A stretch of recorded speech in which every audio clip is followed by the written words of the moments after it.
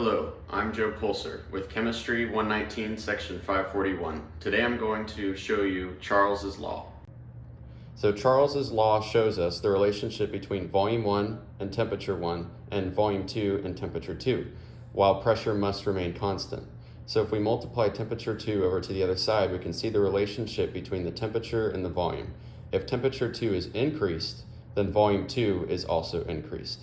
So we can see that if we multiply temperature times the volume, it'll increase the volume 2 over here. So any increase in temperature will result in an increase in volume. To demonstrate Charles's Law, I will be using a simple experiment. To conduct this experiment, you will need water, a boiling pot, an empty water bottle, and a heat source. For today's heat source, I'll be using a stove range.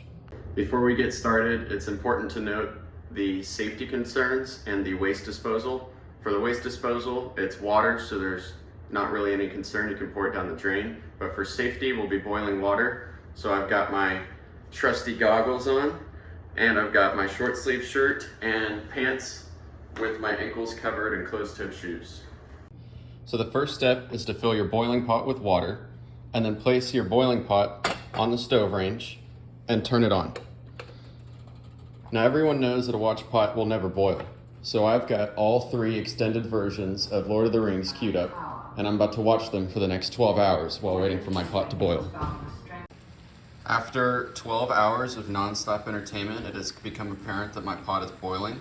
So our next step is to come over here, grab our water bottle, and we are going to reduce the volume inside of it. So there is less air than can be fully contained within this water bottle. And I'm going to place it on top of the boiling water to demonstrate how high heat and increased heat can expand the air within it.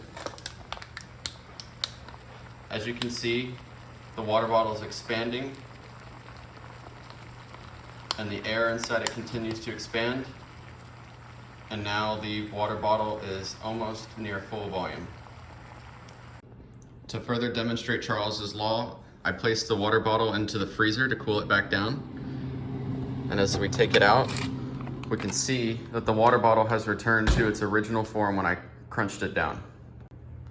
Now, theoretically, according to Charles's Law, as this water bottle returns to room temperature from where it was crunched down to its state, it will return to the same volume that it was initially. Thanks for watching my demonstration on Charles's Law. Gigchem.